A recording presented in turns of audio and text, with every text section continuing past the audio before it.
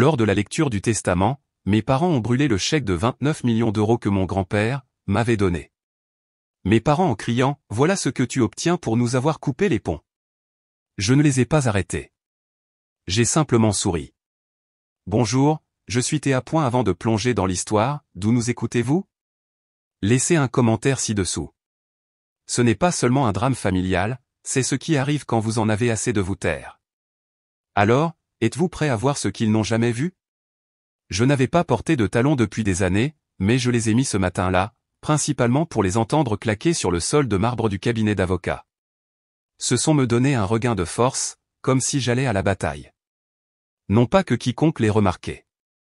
Ni ma mère, qui me regardait comme si j'étais la stagiaire, ni mon père, qui a à peine hoché la tête, et certainement pas Romane, qui était avachie sur sa chaise, les jambes croisées, ses lunettes de soleil perchées sur la tête comme si elle attendait le voiturier. Monsieur Maître Dubois, l'avocat de la famille, s'éclaircit la gorge et fit signe à tout le monde de s'asseoir. Nous sommes ici pour exécuter les dernières volontés d'Édouard Lefebvre, commença-t-il, d'une voix égale. À sa demande, tous les membres de la famille immédiate sont présents. Je me suis assise en dernier, silencieusement, toujours la dernière. La salle de conférence sentait le vieux cuir et la cire au citron. Je m'en souviens car je m'y suis fixé pour empêcher mes mains de trembler. De l'autre côté de la table, maman tripotait déjà ses perles. Les bras de papa étaient serrés. Romane tapotait ses ongles sur la coudoir, et lorsque Maître Dubois ouvrit le dossier, elle a en fait levé le menton comme si elle savait déjà qu'elle avait gagné. Votre père a fait des attributions spécifiques, dit Maître Dubois, dépliant une feuille nette. À sa fille, Romane Lefebvre, Romane a redressé la tête, il laisse le chalet de Chamonix et la guitare Gibson de 1959. Romane cligna des yeux. Je suis désolé, c'est tout? Il ne répondit pas, continuant simplement à lire. À Laurent et Sophie Lefebvre, son fils et sa belle-fille, il laisse l'horloge grand-père héritage, sa collection de vinyles et un don de 10 000 € à une œuvre de bienfaisance fait en leur nom. Maman laissa échapper un son comme si elle avait avalé un insecte. Excusez-moi. Papa ricana. C'est une blague. Et à Théa Lefebvre, Maître Dubois fit une pause, puis se tourna directement vers moi, il laisse la totalité de son patrimoine financier, totalisant 29 246 000 €. On aurait pu entendre une plume tomber. Quoi, aboya mon père. Maître Dubois est resté ferme. C'était notarié. Il a fait ce changement en personne il y a 3 mois. C'était délibéré. Ce n'est pas possible, dit maman. Elle ne nous a pas parlé depuis des années. Elle a quitté cette famille. Elle nous a abandonnés, s'exclama sèchement papa, la voix montant. Elle n'a pas le droit d'arriver ici comme une martyre et de récolter une fortune. Maître Dubois, à son crédit, n'a pas scié. Au lieu de cela, il tendit la main sous le bureau et en sortit une épaisse enveloppe marron scellée à la cire. Le vieux tampon de grand-père, le cheval qu'il avait lui-même sculpté, était toujours visible. Mes doigts hésitèrent, mais je tendis la main et la pris. À l'intérieur, il y avait un chèque plié et une note, pour celle qui est restée silencieuse et est restée forte. Tu n'as jamais été oublié. J'ai tout vu. Avant que je puisse la lire 2 fois, la main de mon père se jeta sur la table et arracha le chèque de mes genoux. « Qu'est-ce que vous faites » demandai-je, d'une voix égale. Il ne répondit pas. Il le tint en l'air, l'inspectant comme s'il était contrefait. Maman arracha la note. « Rends ça. » Restez silencieuse. Tu veux dire ingrate. Elle la déchira en 2, puis encore, jusqu'à ce que les mots soient illisibles. Romane se pencha en arrière, avec un sourire narquois. Oh, s'il te plaît, tu n'es pas la victime ici. Tu as toujours joué à la pauvre petite Théa. Tu nous as coupé les ponts, grand-père a juste eu pitié de toi. Ce n'est pas vrai, mais papa sortait déjà un briquet de la poche de son manteau. Laurent, avertit Maître Dubois, debout. Je ne la laisserai pas racheter sa place, grogna-t-il. Il alluma la flamme. Le chèque se recroquevilla rapidement, la fumée s'élevant en délicate spirale jusqu'à ce qu'il tombe, noirci, dans le cendrier en cristal devant lui. Maintenant, dit-il, la voix épaisse de rage, nous sommes quittes.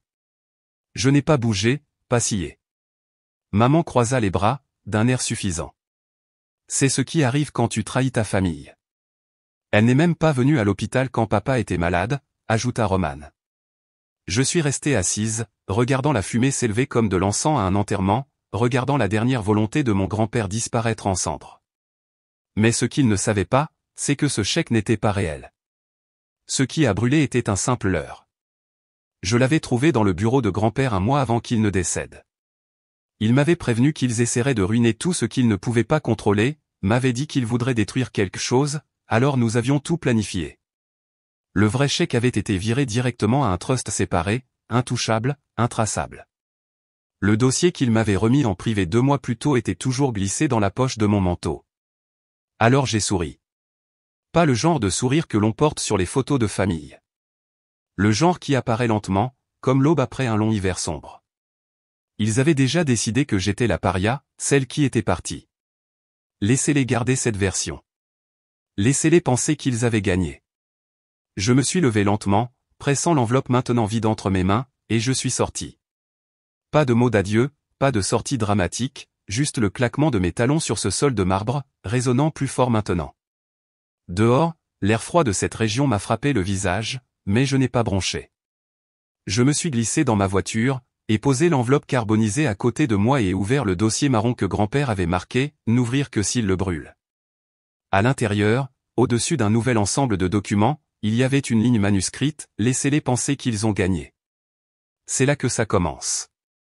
Au moment où je suis arrivé au parking privé de la banque, le soleil de la fin de matinée avait déjà dissipé la brume. Je suis resté un instant sur le siège du conducteur, observant une feuille tombée d'un vieux chêne devant le bâtiment. Il y avait un calme étrange ce jour-là, trop calme, compte tenu de ce que j'étais sur le point d'ouvrir. À l'intérieur de la banque, Monsieur Bertrand m'a accueilli avec la même dignité tranquille qu'il avait depuis le jour où grand-père m'avait présenté. Il m'attendait déjà près de l'ascenseur. Mademoiselle Lefebvre, a-t-il hoché la tête, faisant signe vers l'étage sécurisé, tout a été arrangé selon les instructions de Monsieur Édouard. Nous n'avons pas beaucoup parlé pendant la descente. J'ai apprécié cela. Je n'étais pas d'humeur à la conversation légère. Lorsque la porte du coffre s'est ouverte en gémissant, ce n'est pas l'air froid ou l'écho qui m'a donné des frissons, c'était le poids de ce que j'étais sur le point de voir. Monsieur Bertrand s'est dirigé vers le tiroir numéroté et l'a fait glisser vers moi avec un doux son métallique. Prenez votre temps. Je serai juste à l'extérieur, dit-il avant de sortir. Je me suis assise sur le petit banc, fixant la boîte. 2 mois plus tôt, grand-père m'avait remis une enveloppe marron dans un restaurant près de la 7. Il semblait fatigué, comme si les années l'avaient rattrapé d'un coup. Je me souviens de sa voix, basse mais assurée, ne l'ouvre qu'après la lecture du testament. Pas un instant avant. Le mot-clé est Trium. Tu t'en souviens. Je l'avais répété chaque nuit depuis, comme une prière ou peut-être un bouclier. Maintenant, alors que mes doigts défaisaient le loquet, je le murmurais à nouveau sous mon souffle, Trium. À l'intérieur de la boîte, soigneusement rangée, se trouvaient 3 choses, un chèque plié, une clé USB glissée dans une pochette en velours noir, et un dossier de documents juridiques lié par un ruban rouge. Le chèque me coupa le souffle. Il était réel, indéniablement réel. 29 millions d'euros, signé de cette même écriture cursive que je traçais sur les cartes d'anniversaire. Le papier était plus épais que prévu, comme s'il portait le poids de ce qui m'avait été volé pendant des années. J'ai ensuite ouvert le dossier juridique.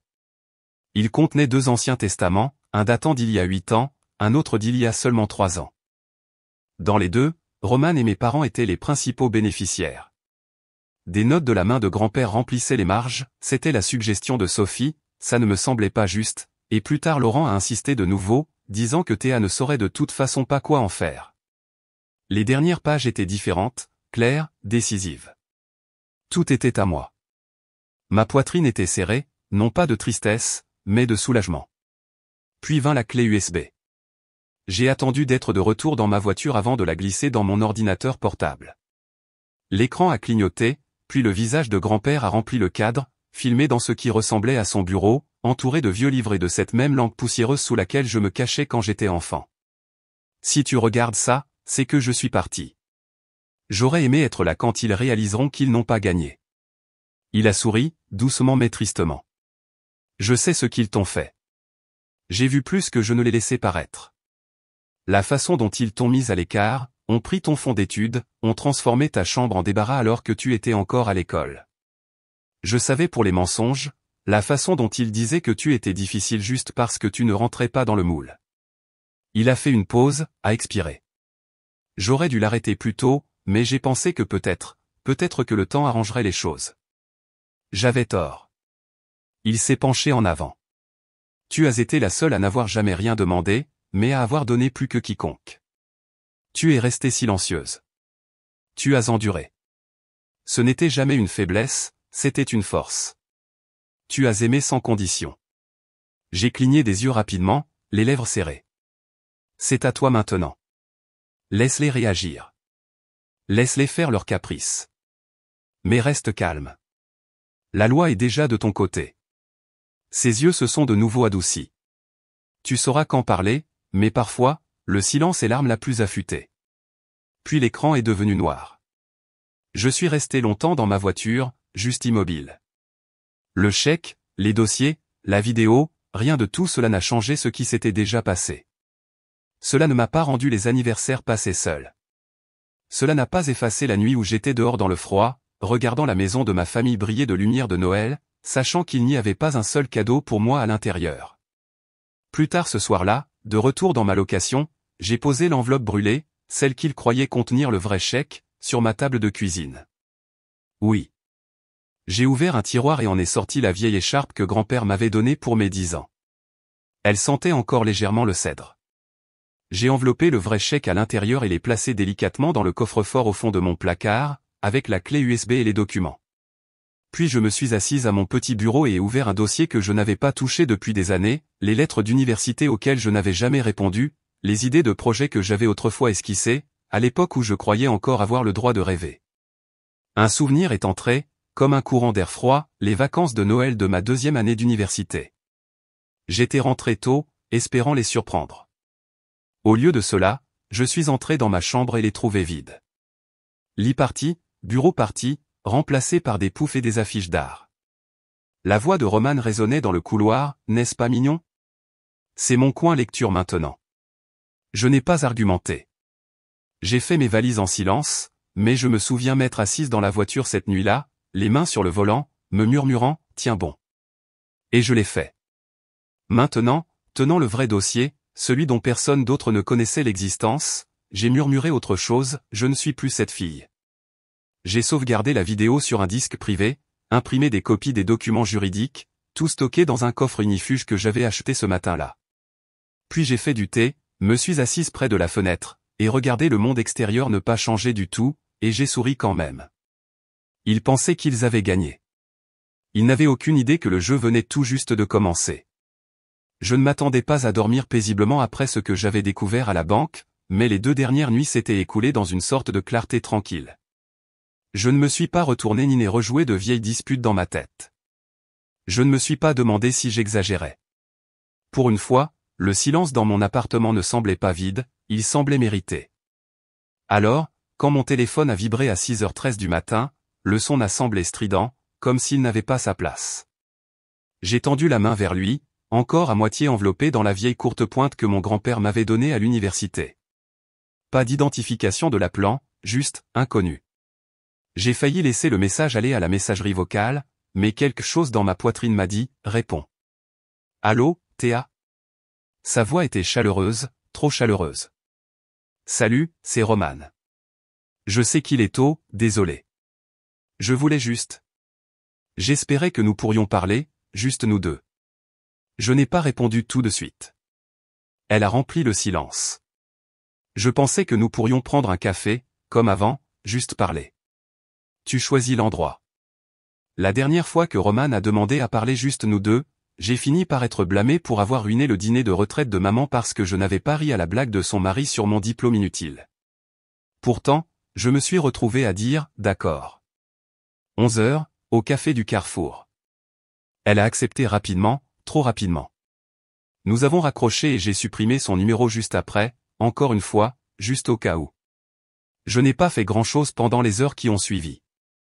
J'ai lu quelques-unes des vieilles notes financières de grand-père provenant du coffre-fort, j'ai laissé une théière refroidir et j'ai fait le tour de mon appartement plus d'une fois. Il n'y avait rien dans ce petit espace qui nécessitait d'être vérifié. Je ne voulais juste pas rester immobile avec ce que Roman pensait avoir prévu. Au moment où je suis arrivé au café, le ciel s'était adouci en cette lumière grise d'hiver qui rend tout un peu fatigué. J'ai repéré Romane instantanément.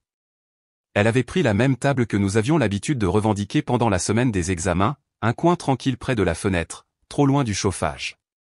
Elle était déjà assise, son manteau enlevé, un pull rose pâle moulant ses bras. Son sourire s'est illuminé quand elle m'a vu, presque comme si nous nous retrouvions après un week-end au spa. Théa, a-t-elle soufflé, se levant comme pour me serrer dans ses bras, puis y réfléchissant à 2 fois. J'ai pris le siège en face d'elle sans un mot. Cela fait trop longtemps, dit-elle en remuant son café bien qu'il semblât à peine touché. Je n'arrête pas de penser à ces soirées tardives ici. Tu te souviens? Toi avec tes surligneurs et tes fiches, moi mangeant nerveusement du pain à la banane comme si ça allait disparaître. J'ai fait un petit signe de tête. Tu prenais mon thé quand tu n'avais plus d'argent. Elle a ri un peu trop fort, puis a rapidement modéré son rire. Eh bien, oui, tu avais toujours cette façon de planifier à l'avance. Tu avais comme 40 ans à 21 ans, dans le bon sens. Le silence s'est installé entre nous.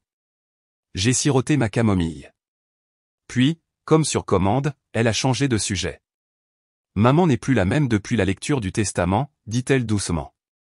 Elle ne mange pas papa par la peine. Ils souffrent. Ils ont l'impression que tu as juste disparu. J'ai haussé un sourcil mais n'ai rien dit. Son sourire a vacillé. Tu sais, je comprends. Tu t'es toujours sentie comme une étrangère. Mais nous couper les ponts comme ça, c'est cruel, Théa. Le thé était chaud, réconfortant. J'ai laissé le silence faire son œuvre. Je veux dire, a-t-elle continué, même grand-père, parfois, il disait que tu retenais trop les choses, que tu étais distante. Je l'ai regardé. Il t'a dit ça, ou quelqu'un d'autre? Sa mâchoire s'est serrée juste un instant. Je dis juste que personne ne veut voir cette famille s'effondrer. Elle a essayé de croiser mon regard, mais j'ai déjà repris ma tasse. Son ton a vacillé. Alors, ce chèque, celui que tu as jeté au feu, était-il réel? Voilà. La vraie raison de sa venue. Sa voix a légèrement craqué. Parce que si c'était le cas, alors c'est beaucoup d'argent à laisser brûler. J'ai posé ma tasse doucement. C'était juste un morceau de papier. Elle cligna des yeux. Quoi? Il est parti maintenant. Le silence cette fois n'était pas confortable. Il a froncé. Son sourire était parti. Quoi que grand-père t'ait laissé, quel que soit ce jeu, ne l'aggrave pas plus qu'il ne doit l'être. Cette famille a déjà tellement perdu. Je me suis levé lentement, et enfilé mon manteau. Alors ne perdons pas plus. Attends. Sa voix a légèrement monté. Tu sais, maman envisage de contester le testament. Je me suis tourné vers elle. Mon visage n'a pas bougé. Elle est la bienvenue pour essayer. Il n'y avait pas de colère dans ma voix, juste de la finalité. La bouche de Romane s'est ouverte, puis s'est refermée. Je suis sorti sans un mot de plus. Le vent s'était levé. Il mordait mon manteau alors que je marchais vers ma voiture, mais je ne me suis pas pressé. Chaque pas semblait briser un rythme dans lequel j'étais resté trop longtemps. Je n'ai pas regardé en arrière. Je n'avais pas l'intention de faire grand-chose en rentrant chez moi ce soir-là. J'ai retiré mes chaussures, mon pull qui sentait encore légèrement le latte à la cannelle et la confrontation, et je suis resté immobile au milieu de ma cuisine, comme si j'avais oublié à quoi ressemblait la normalité. Mes mains étaient encore froides, même si la pièce était chaude. Je tendais la main vers la bouilloire quand j'ai remarqué quelque chose d'étrange, quelque chose de scotché à l'extérieur de ma porte d'entrée, juste en dessous du Judas. Au début, j'ai pensé que c'était peut-être un dépliant, mais la façon dont c'était centré, propre, blanc uni, ça ne semblait pas aléatoire. J'ai ouvert la porte et l'ai délicatement décollée. Pas de nom, pas d'adresse de retour, pas de timbre. Juste une simple enveloppe blanche, scellée. L'écriture était serrée, inclinée, écrite avec un stylo qui raclait un peu sur le papier. Quelque chose à ce sujet a remué un souvenir, mais il flottait juste hors de portée, comme essayer de se souvenir de l'odeur d'une maison d'enfance. J'ai fermé la porte, me suis assise à la table de la cuisine et l'ai fixée pendant une longue minute. Puis je l'ai ouverte. À l'intérieur, il y avait une seule feuille de papier. Pas de salutation, pas de signature. Juste un message qui m'a coupé le souffle, ce qu'ils ont brûlé n'était pas le vrai chèque. Ne parlez pas, agissez sagement et cherchez dans le coffre arrêt au cabinet de sécurité. Vous comprendrez tout. C'était tout. Je l'ai relu, puis encore. À la 5e fois, je n'avais toujours pas bougé. Mon esprit s'emballait, mais mon corps était immobile. Ce n'était pas la peur qui me figeait, c'était la reconnaissance. Celui qui a envoyé ça savait ce qui s'était passé, et qui qu'il soit, il essayait de m'aider. J'ai replié la note lentement et l'ai glissée sous un livre de cuisine sur le comptoir, comme si la cacher rendrait le moment plus réel. Puis j'ai ouvert le tiroir à côté de la cuisinière. C'était là. La vieille clé en laiton de mon grand-père. Il me l'avait donnée pour mes 18 ans, enveloppée dans un mouchoir avec une seule phrase, « Tu en auras besoin un jour, quand tu seras prête à te réclamer toi-même. » À l'époque, je pensais que c'était juste une de ces choses énigmatiques et sentimentales que les vieillards disent quand ils sont nostalgiques. Je n'ai jamais demandé ce qu'elle ouvrait. Je l'ai juste gardée rangée, oubliée, jusqu'à maintenant. Je l'ai fixée, posée dans la paume de ma main, lourde pour sa taille. Je n'ai pas dormi cette nuit-là. Je suis resté allongé sur le canapé dans le noir, l'enveloppe et la clé sur la table, le message résonnant dans mes oreilles comme s'il avait été murmuré par quelqu'un se tenant juste derrière moi. Le matin est venu, gris et tôt. J'ai appelé le même cabinet de coffre privé que grand-père avait utilisé, là où ils avaient lu son testament. La réceptionniste a décroché après la 2e sonnerie, sa voix sèche mais polie. « Bonjour, coffre et succession Langford », a-t-elle dit. « Bonjour », ai-je commencé, d'une voix calme. « Je suis Théa Lefebvre. J'appelle pour faire suite à un élément résiduel lié à la succession de mon grand-père. Je crois qu'il se trouve dans un coffre sécurisé. » Il y a eu un bref silence, des bruits de clavier, puis elle a demandé, « Avez-vous le code d'accès ou le numéro du coffre ?»« Coffre numéro 8, ai-je dit, et oui, j'ai la clé. » Plus de silence, puis plus de bruit de clavier. « Ce coffre est enregistré à votre nom, mademoiselle Lefebvre, a-t-elle dit. Nous pouvons fixer un rendez-vous pour cet après-midi. Vous aurez besoin de 2 pièces d'identité et de la clé originale. Je serai là à 14 heures, ai-je répondu. J'ai passé les heures suivantes en silence. Pas d'appel, pas de musique. J'ai même laissé le thé refroidir. Mon corps fonctionnait toujours au se laver, s'habiller, attacher mes cheveux en un chignon bas mais mon esprit était ailleurs. À 13h30, j'ai glissé la clé en laiton dans la poche de mon manteau, fermé l'appartement à clé et conduit en silence. Le bâtiment était niché dans une rue calme bordée d'arbres qui avaient depuis longtemps perdu leurs feuilles, un panneau discret à l'avant, un interphone à la porte. Quand je suis entré, tout sentait légèrement le cèdre et le professionnalisme. La femme à l'accueil m'a salué avec un sourire neutre. « Coffre 8, c'est bien ça ?» J'ai hoché la tête, et remis ma pièce d'identité et la clé. Elle a examiné les deux, puis m'a conduit par un couloir étroit dans une petite pièce lambrissée. Il n'y avait qu'une chaise, une table et un mur tapissé de coffres-forts. Elle a déverrouillé un coffre où le numéro 8 est sorti, me laissant seul. Je me suis assise. À l'intérieur du coffre se trouvaient 3 éléments. Le premier, un chèque de banque certifié à mon nom pour 29 millions d'euros. Je n'ai pas réagi, pas à haute voix, mais mon souffle s'est coupé un instant, comme si mon corps devait s'adapter au poids écrasant du chiffre qui me fixait. Le papier semblait réel, le sceau profondément gravé, le nom de la banque légitime. Le deuxième élément, une enveloppe scellée à la cire rouge. Les mots sur le devant, écrits de cette inclinaison inimitable que je n'avais vue que sur les cartes d'anniversaire et les notes de famille en grandissant, disaient « N'ouvrir que s'il brûle le premier ». Je l'ai tenu dans mes mains longtemps avant de l'ouvrir. À l'intérieur, il y avait une courte note de mon grand-père, « Si tu lis ceci, c'est qu'ils t'ont montré qui ils sont vraiment. » L'argent n'a jamais été le vrai cadeau.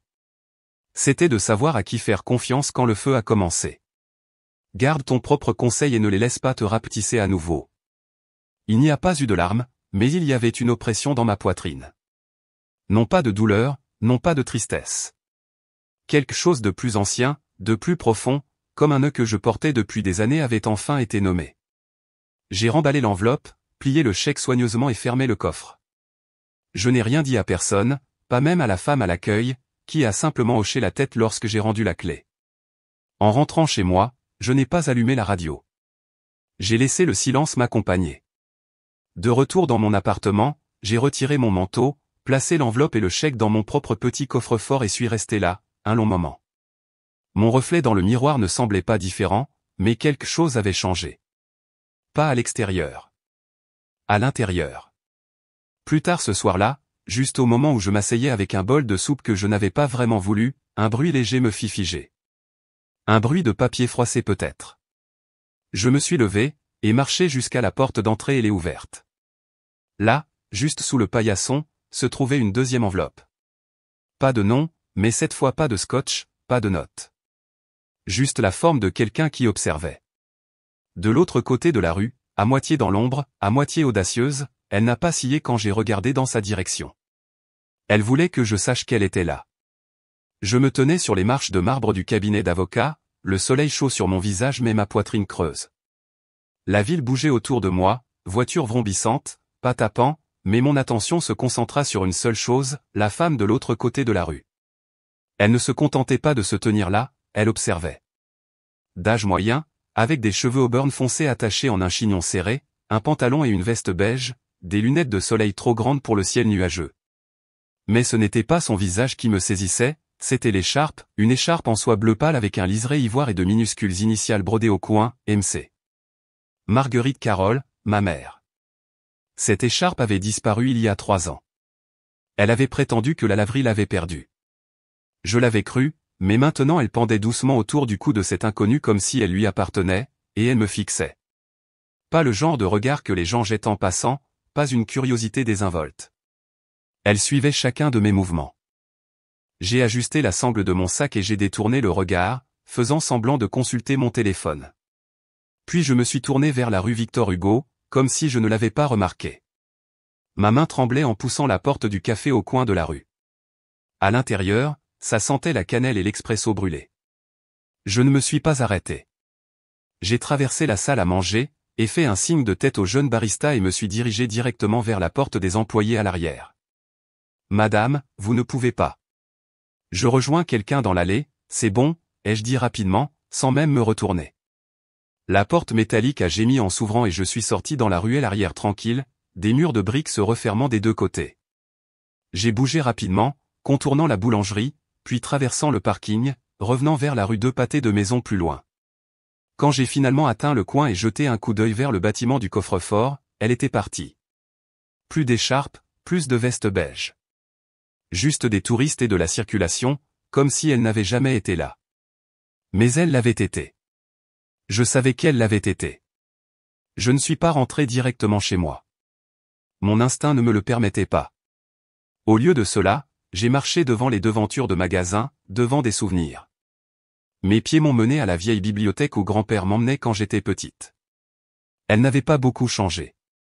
Les mêmes escaliers ébréchés, la même odeur évanouie de papier et de polish. À l'intérieur, je me suis dirigé vers la dernière rangée d'ordinateurs en libre service. Pas de pièces d'identité requises, pas de connexion nécessaire. Juste du temps et une main calme. J'ai ouvert le navigateur et j'ai tapé l'adresse email de la succession qui m'avait été donnée lors de la révision du testament. Ce n'était pas quelque chose que je consultais souvent. La plupart des mises à jour étaient du jargon juridique ou des notifications du fiduciaire. Mais aujourd'hui, quelque chose me tiraillait. Et là, il y avait un message signalé que je n'avais jamais ouvert, envoyé il y a 3 semaines par molderacrust.org. Sujet, ne pas ignorer. J'ai hésité un instant, puis j'ai cliqué. Le message était bref, ils ne sont pas après l'argent. Ils sont après la signature qui prouve à qui appartient l'entreprise. M en pièce jointe, un document scanné. J'ai cliqué pour l'ouvrir, les mains froides maintenant. C'était un formulaire de transfert légal, signé et notarié, daté de 2 semaines avant l'AVC de grand-père. Il m'attribuait le contrôle total de Holding Lefebvre et Filles, les droits de vote, chaque part décisionnelle. Mon nom était là, mon nom complet dans son écriture, Théa Maurice Lefebvre. Mon souffle se coupa. Il ne s'agissait pas seulement d'argent. Il s'agissait de pouvoir, de contrôle, d'héritage. Je me suis penché en arrière dans la chaise, le cœur battant la chamade, non pas de choc, mais de reconnaissance. Il ne voulait pas me voir pauvre, il voulait me voir impuissante.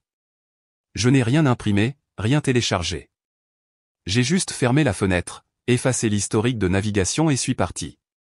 Dehors, le vent s'était levé. J'ai traversé la rue vers ma voiture quand mon téléphone a vibré. Numéro inconnu. Bloqué, en fait.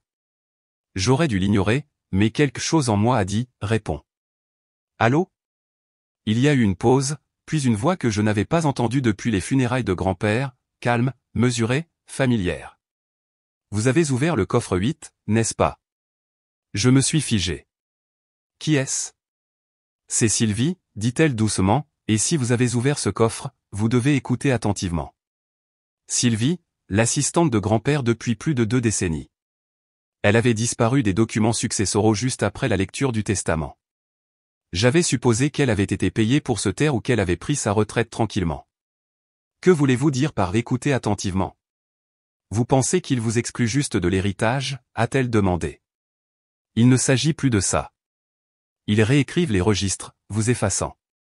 Ma bouche s'est asséchée. Pourquoi? Parce que si vous n'existez pas sur papier, a-t-elle dit, vous ne pouvez rien posséder. Vous ne pouvez rien contester. Vérifiez l'acte de propriété foncière de la propriété de Bordeaux, l'original, pas les copies. Puis allez aux archives historiques de Bordeaux. Utilisez votre nom de naissance.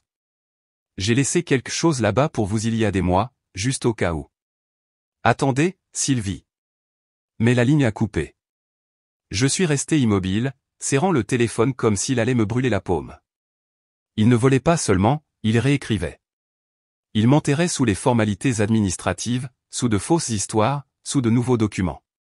Et personne ne le saurait à moins que je ne les arrête.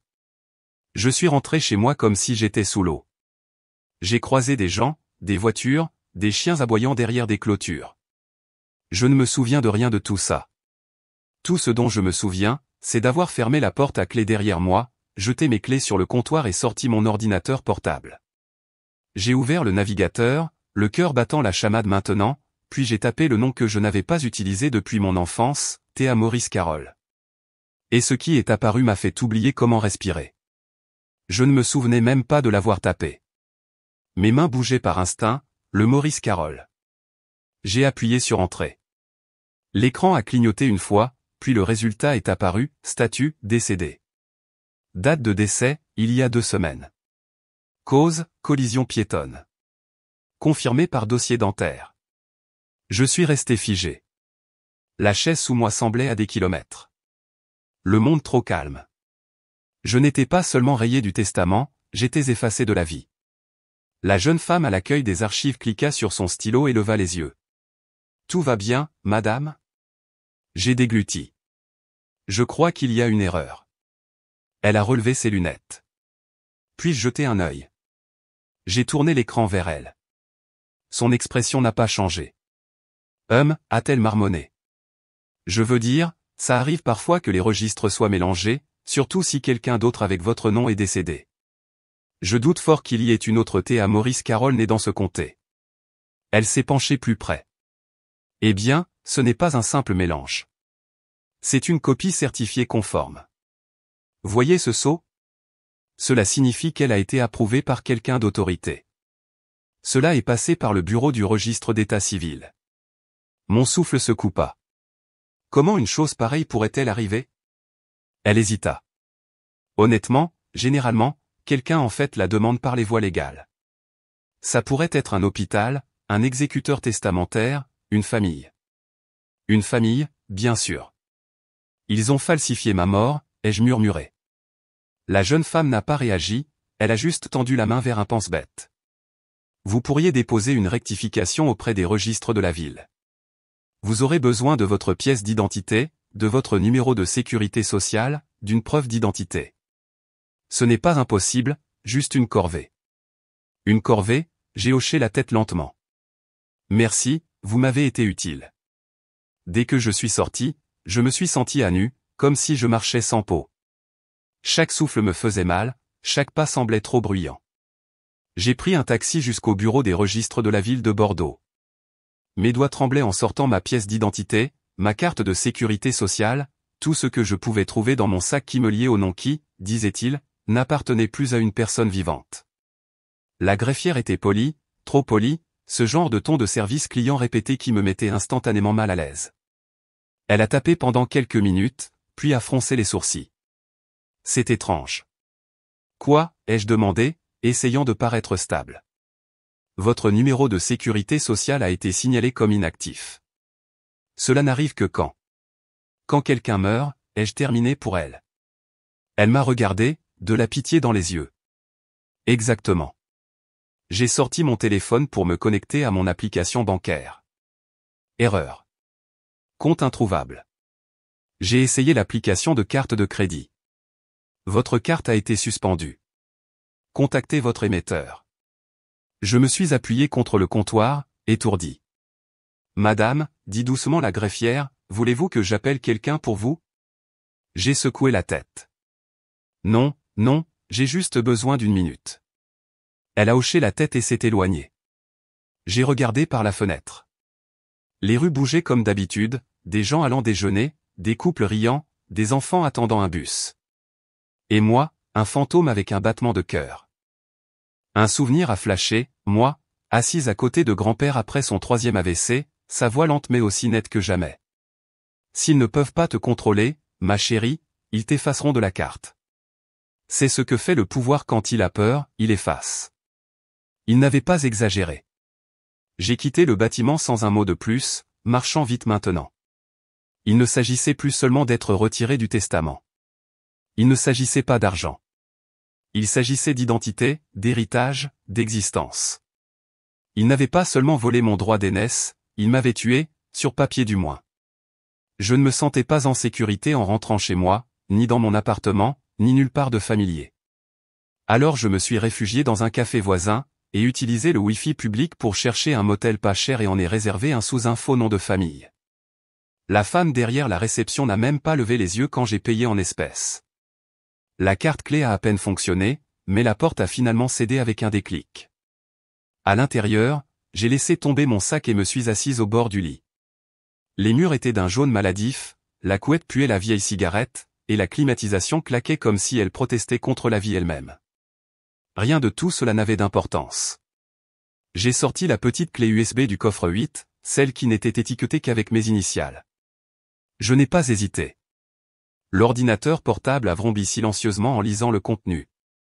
Un dossier est apparu, un seul fichier, regardez-moi d'abord .mp4.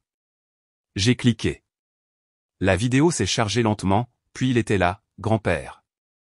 Il était assis dans le solarium de sa vieille maison, un cardinal rouge perché devant la fenêtre derrière lui. Ses yeux, bien que fatigués, fixaient directement l'objectif. Si tu vois ça, Théa, c'est qu'ils sont allés trop loin. Ma gorge s'est serrée.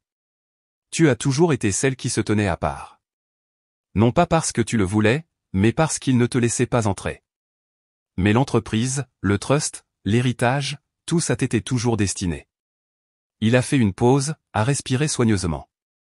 Mais je savais qu'ils essaieraient de le prendre, et quand ils ne le pourraient pas, ils viendraient te chercher. Alors j'ai déplacé la dernière pièce quelque part où ils ne penseraient jamais à regarder. Quelqu'un qu'ils ne soupçonneraient jamais. Ses yeux se sont plissés.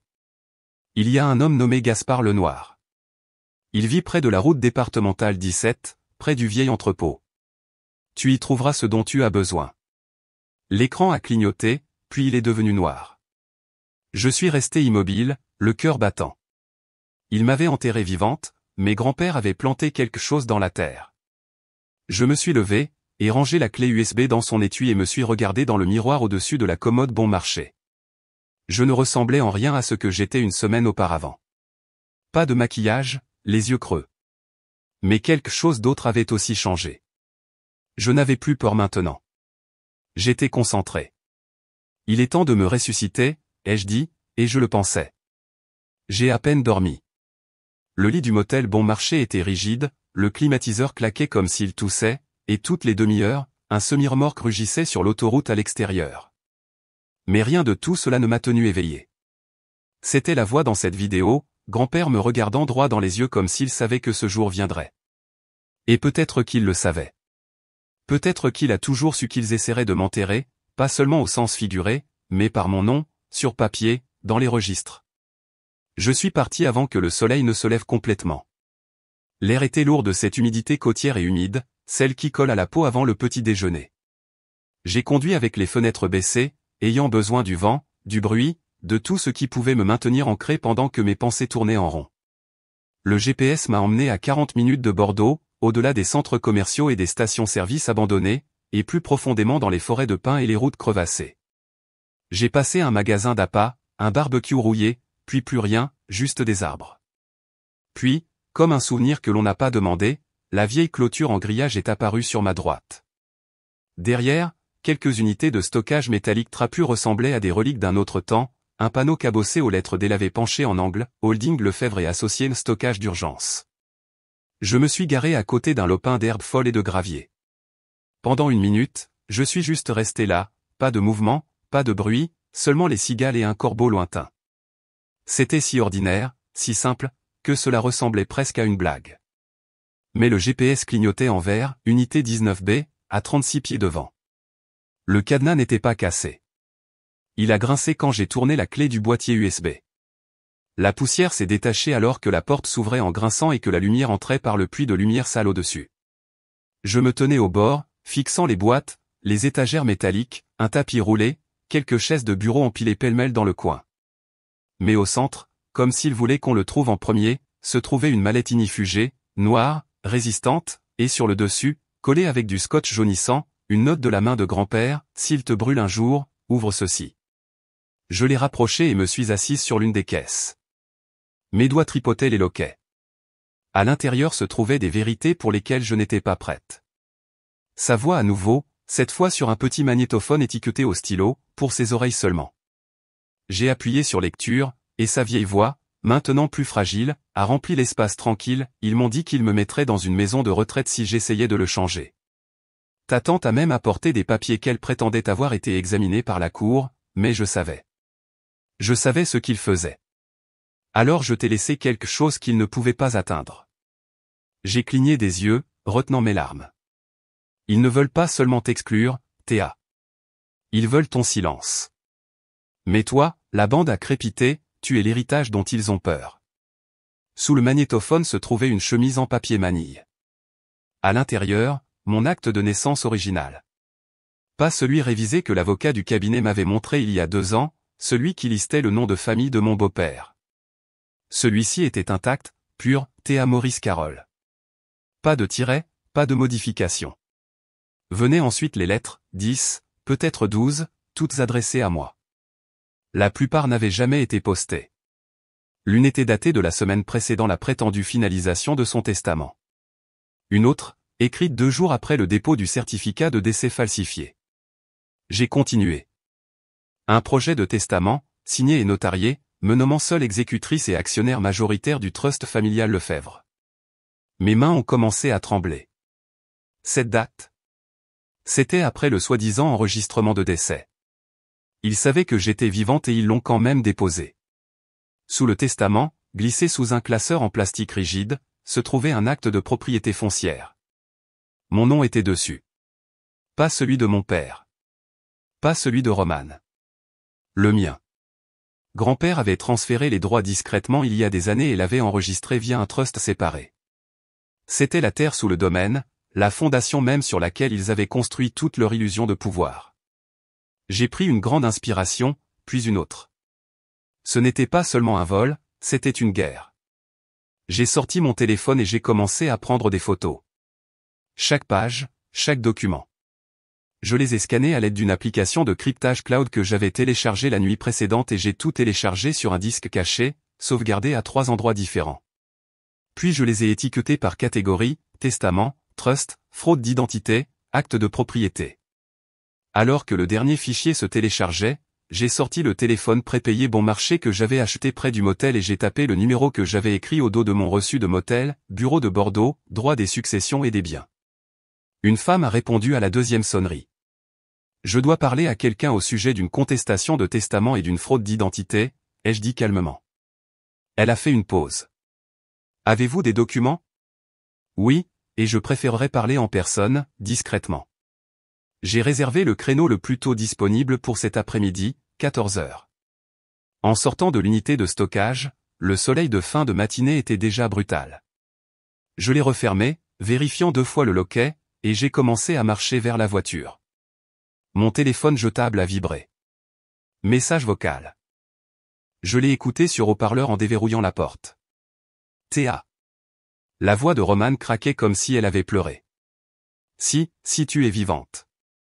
Je ne savais pas qu'ils allaient aller si loin. Je ne savais pas pour le formulaire de décès.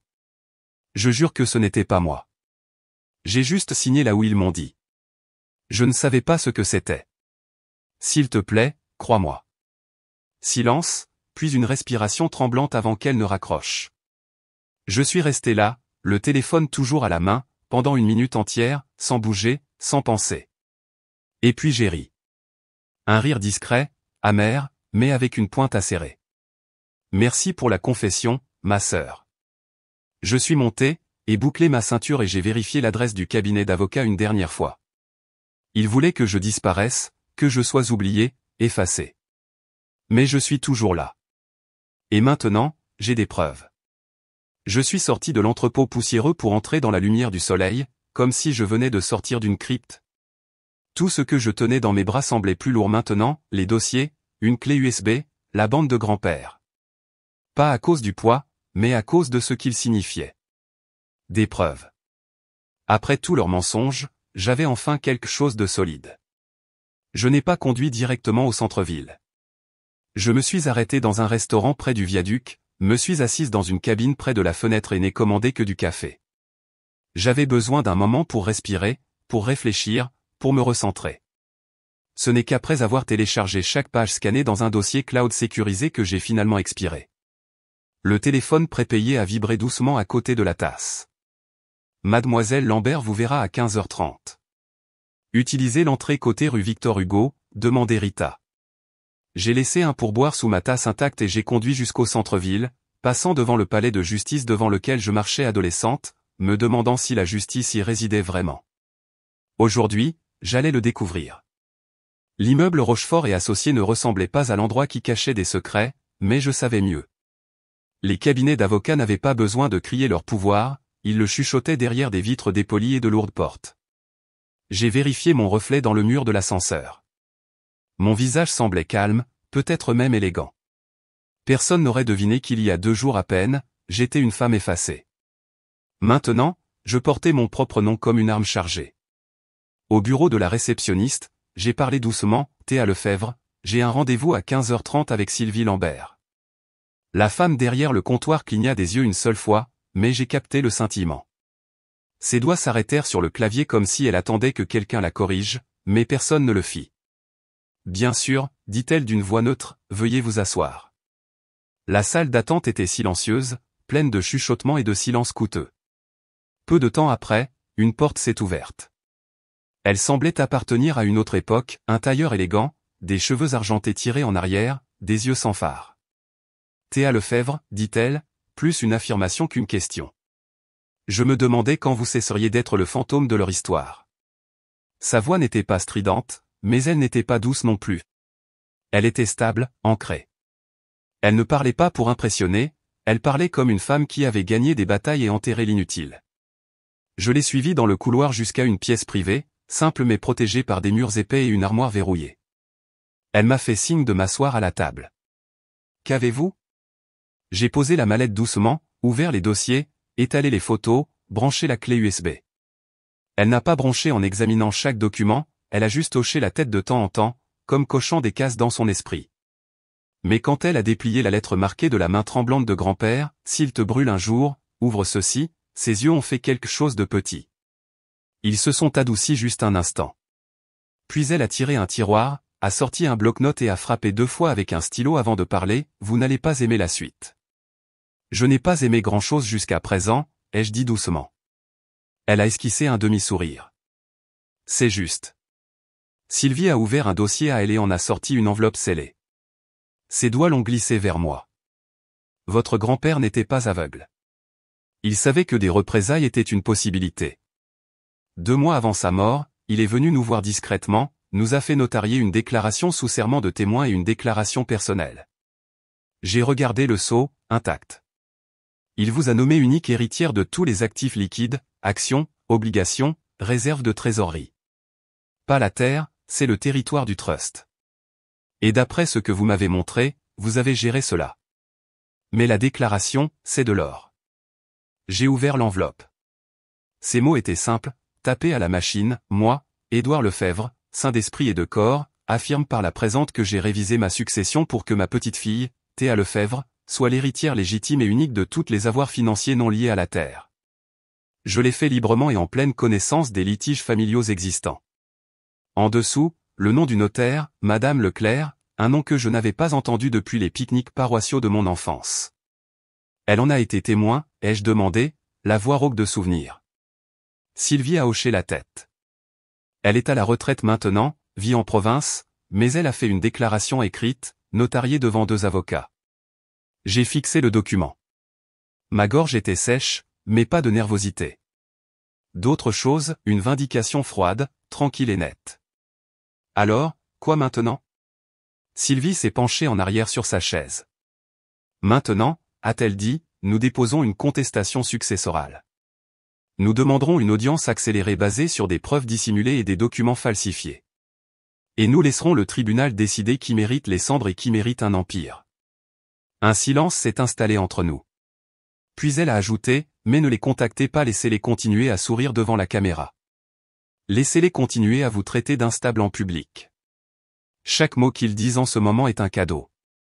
J'ai sorti mon téléphone de la poche de mon manteau et lui ai montré une capture d'écran, ma mère, bras dessus bras dessous avec Romane, debout devant le panneau du domaine, avec la légende, première sur la liste, toujours été. Sylvie n'a pas réagi. J'ai dit, j'ai déjà programmé un photographe pour moi. Je le posterai juste en dessous de ça, un peu avant que la notification n'arrive. Juste assez de temps pour que la honte s'installe. Elle a hoché la tête. Laissez-la saigner lentement. Je me suis levé, et rassemblé mes dossiers et lui ai serré la main. Alors que j'entrais dans le couloir, mon téléphone a vibré.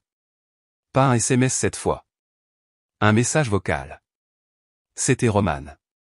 Sa voix tremblait, fine, effilochée, presque désespérée. Si tu es vivante. Je ne savais pas qu'ils allaient aller si loin. Je ne savais pas pour le formulaire de décès. Je jure que ce n'était pas moi, s'il te plaît ne me coupe pas les ponts. Je n'ai rien signé, c'était tout. Papa. J'ai écouté 2 fois, puis j'ai appuyé sur « Enregistrer ». En marchant dans la rue, j'ai souri. Non par cruauté, non par fierté. Juste par paix. Merci pour la confession, ma sœur. La nuit précédant l'audience, je n'ai pas pu dormir. Non pas de nervosité, cette partie s'était consumée il y a des semaines, quand ils m'avaient laissé sans même un regard en arrière, quand ils en avaient ri en ligne, quand ils avaient posté le chèque comme un badge d'honneur pour m'avoir abandonné. Mais maintenant, quelque chose de plus lourd pesait sur ma poitrine, une vibration sous mes côtes, comme une tempête qui se forme, non pas de peur, mais du fait de savoir que j'étais sur le point d'y mettre fin. Ce matin-là, je suis entré au tribunal des successions avec le dos droit, les cheveux attachés, et Sylvie à mes côtés, dans un rythme calme et concentré qui correspondait au mien. Elle m'a jeté un regard discret alors que nous passions la sécurité. Dernière chance de faire marche arrière. J'ai croisé son regard. Ils ont mérité chaque mot. Nous avons traversé l'atrium de marbre et avons suivi les panneaux vers la salle d'audience 2B. C'était silencieux, trop silencieux pour ce que j'étais sur le point de faire. Le genre de silence qui fait oublier aux gens à quel point la vérité peut être bruyante quand elle a enfin un micro. À l'intérieur, mes parents étaient assis ensemble. Mon père portait un blazer bleu marine qu'il n'avait pas pris la peine de repasser, et ma mère était parée de perles, bien qu'elles fussent mal posées sur son cou, comme si elle savait qu'elle n'y appartenait pas. Ils ne me regardaient pas, mais leur sourire narquois était visible, tout comme l'avocat, jeune, trop confiant et bruyant, était avachi sur sa chaise comme s'il avait déjà gagné. Cela rendait ce qui allait suivre encore plus doux. Le juge Bernard entra, aussi sévère que toujours. Il ne parlait pas beaucoup, mais quand il le faisait, on avait l'impression qu'il mesurait chaque mot au poids de la cour. L'audience commença. Formalité, langage juridique, page tournée, document introduit. Puis Sylvie se leva. Elle ne se pressa pas. Elle parlait comme quelqu'un qui savait que le silence était son allié. Nous sommes ici aujourd'hui pour finaliser l'homologation de la succession de Monsieur Henri Dufour, dont le testament est contesté. L'avocat de mes parents se leva ensuite. Votre honneur, le dernier testament du défunt, daté de février de l'année dernière, laisse clairement tous les biens et actifs majeurs à mes clients. Le juge Bernard hocha la tête. Continuez.